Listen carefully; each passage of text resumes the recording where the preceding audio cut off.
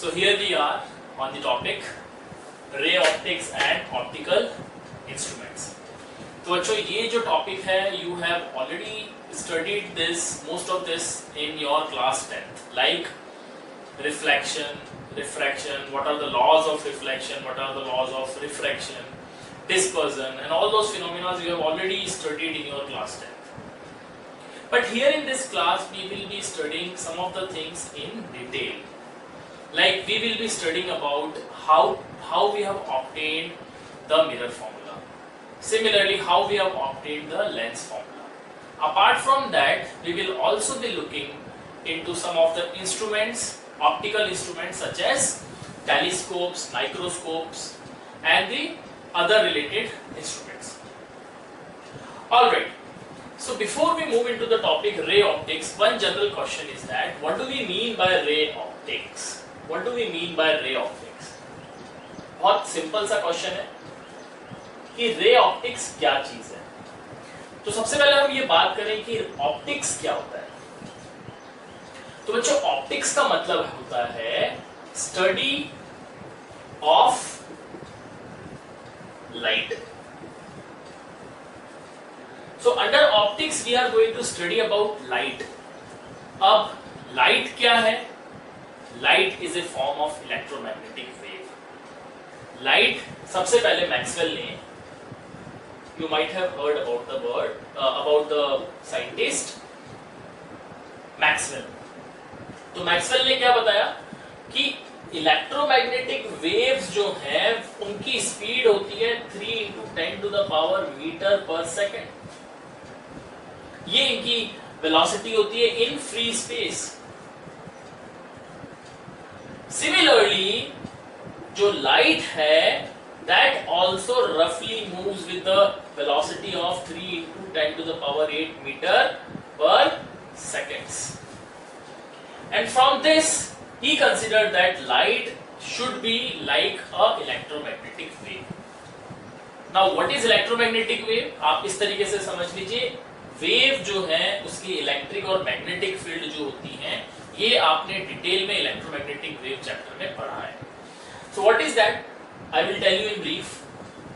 Light एक EM wave है, electromagnetic wave है, जिसमें electric field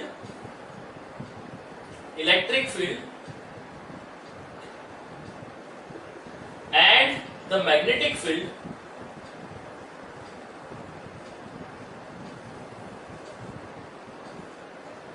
they are perpendicular to each other.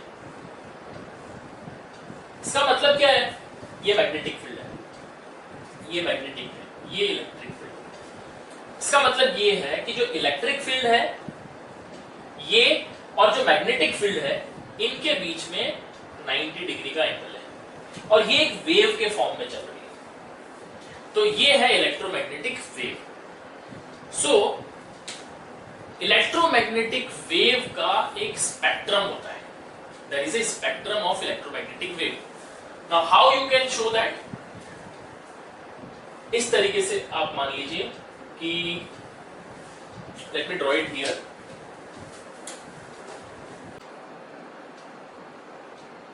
एक होता है विबग्योर.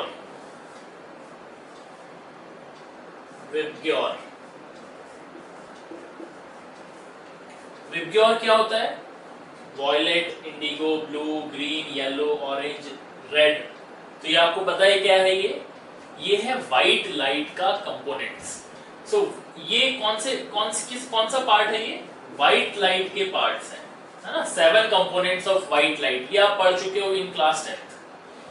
तो ये जो व्हाइट लाइट है actually it is the visible part of the electromagnetic wave spectrum.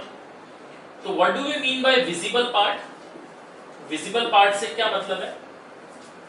Visible part से मतलब है कि this is the part which enables us to see all the other objects. तो ये पार्ट है जिसके कारण हम लोग देख पाते हैं. So the light is actually called this part of the electromagnetic wave spectrum. तो ये जो पार्ट है ये लाइट पार्ट कहलाता है. इसकी रेंज क्या होती है in terms of wavelength?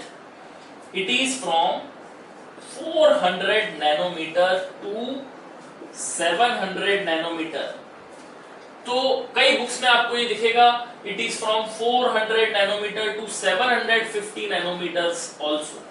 Like in NCERT, it is written as 400 nanometer to 750 nanometers.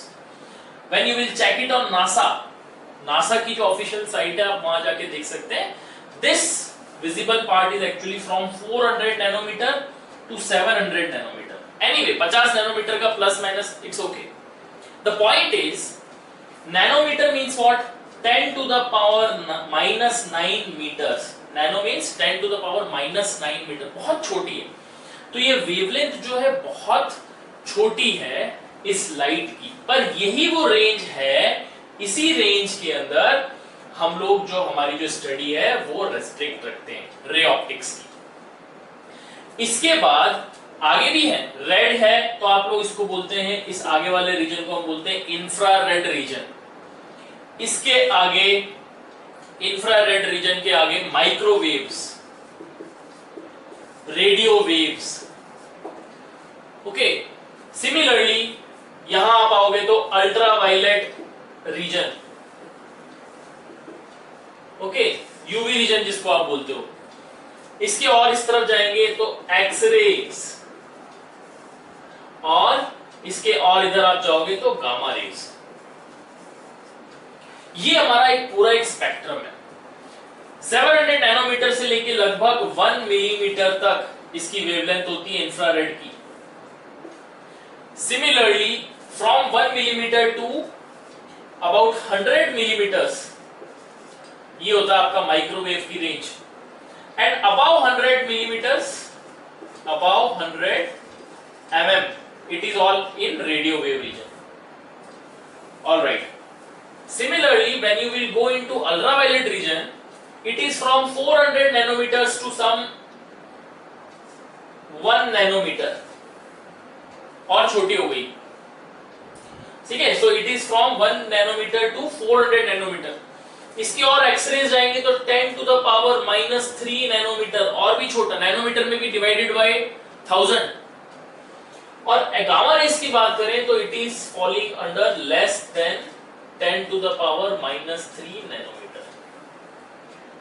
So whenever now you will be asked about talking about the study of light, that means we are studying this portion of the EMW spectrum.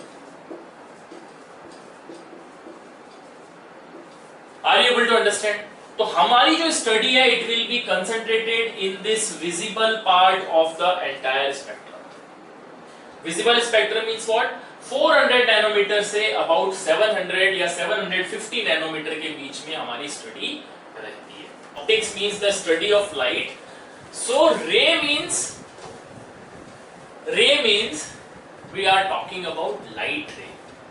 अब रे mathematics में क्या होता है? Simple एक dot और arrow, ये कहलाता है रे. लाइन क्या होती है? लाइन होती है जिसका दोनों एंड हमको पता नहीं है. लाइन सेगमेंट क्या होते हैं? जिसके दोनों एंड हमको पता होता है. लाइट रे की अगर मैं बात करता हूं तो एक एंड है सोर्स का, और यहीं से सारी जो है रेज इमर्ज कर रही है, चारों तरफ इमर्ज कर रही है ना, हर एक डायरेक्शन में इमर्ज कर रही है. So all this will fall under रे. तो this is the ray of light. What is this? This is the source. तो एक स्टार्ट है, स्टार्ट को हम बोल देंगे द सोर्स. ठीक है, यहां से रेज इमर्ज कर रही है. अब ये आगे जाकर के किस तरीके से मिरर लेंसेज में रे बिहेव करेगी, वो सारी स्टडी हम लोगों को रे ऑप्टिक्स में पढ़ना है. रे ऑप्टिक्स को हम ज्योमेट्रिकल ऑप्टिक्स के नाम से भी जानते हैं, क्योंकि ये इन्वॉल्व करती है ज्योमेट्री. तो इसीलिए रे ऑप्टिक्स का दूसरा नाम है ज्योमेट्रिकल ऑप्टिक्स. बहुत सारी बुक्स में आप ज्योमेट्रिकल ऑप्टिक्स के नाम से भी इसको पढ़ते हो. दूसरी बात, for a ray it means that we will be talking about light travelling between 2 points in a straight line. So regarding ray, what do we mean? We mean that the light travels between two points in a straight line. अब आप बोलोगे sir आपने तो बोला था electromagnetic wave है तो wave की तरह चलनी चाहिए, बिल्कुल सही बात है, पर हम वेव की तरह नहीं मान रहे, हम इसको रे की तरह मान रहे हैं। उसका कारण है, तो रे ऑप्टिक्स, इसको एक बार आप समझ लें, और वेव ऑप्टिक्स।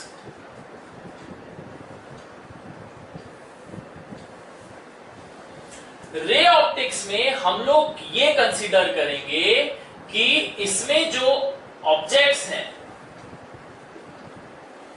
रे ऑप्टिक्स में जो जो ऑब्जेक्ट्स आ रहे हैं उनका जो साइज है it is much more as compare to the wavelength of light. Wavelength of light अभी बताया था 450 नैनोमीटर से 700 नैनोमीटर के बीच में, बहुत छोटा है, 10 टू द पावर -9 की बात कर रहा हूं मैं।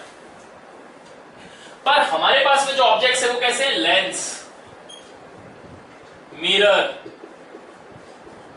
इस तरीके के ऑब्जेक्ट्स हम लोग ले रहे हैं। तो इन ऑब्जेक्ट्स की जो साइज है it is very large as compare to size of wavelength of light ray. लेकिन वेव ऑप्टिक्स की बात करें तो जो ऑब्जेक्ट्स हम कंसीडर करते हैं, फॉर एग्जांपल स्लिट, जिसमें आप लोग Young's single slit, double slit, diffraction के अंदर होल्स आप कंसीडर करेंगे, तो ये जितने भी हम ऑब्जेक्ट्स कंसीडर कर रहे हैं, स्लिट हो, होल्स हो, इनके जो साइज है दे आर कंपेरेबल। वो कंपेयर कर सकते हो आप उनको, बहुत छोटे हैं, comparable with respect to lambda of light. यानी जो लाइट की जो रे है उसकी जो वेवलेंथ है उसके कंपैरिजन में ही इनके होल्स की जो स्लिट हैं या होल्स हैं इनकी भी साइज जो है उसके कंपैरिजन में होती है। तो यहां हम कौन कौन से फिनोमिना स्टडी करते हैं रे ऑप्टिक्स के अंदर? जैसा मैंने आपको बताया, रिफ्लेक्शन हुआ, रिफ्रैक्शन, ठीक है, डिस्पर्जन, ये सारे फिनोमिना जो हैं ये आप स्टडी करते हो। डिस्पर्जन इन प्रिज्म, है ना, ये सारे फिनोमिना आप इसमें स्टडी कर रहे हैं रे ऑप्टिक्स में। पर जब मैं वेव ऑप्टिक्स की बात कर रहा हूं जहां पर size of the object is comparable with respect to the wavelength of light, वहां जो फिनोमिना हम लेते हैं वो है, यहां लिख देता हूं, नीचे जगह कम है, डिफ्रैक्शन, इंटरफेरेंस, ये सारे फिनोमिना, पोलराइजेशन, ओके, तो ये सारे फिनोमिना जो हैं हम लोग स्टडी करते हैं वेव ऑप्टिक्स में। चलिए ठीक है, तो बेसिकली मुझे ये समझ आ गया कि रे ऑप्टिक्स क्या है और वेव ऑप्टिक्स क्या है। तो इसी को ध्यान में रखते हुए हमारे नेक्स्ट लेक्चर में हम लोग पढ़ेंगे कि रिफ्लेक्शन से क्या मतलब है, and what are the laws of reflection, and how to determine the mirror formula and the other formulas related to reflection. तो तब तक के लिए have a good day and bye bye.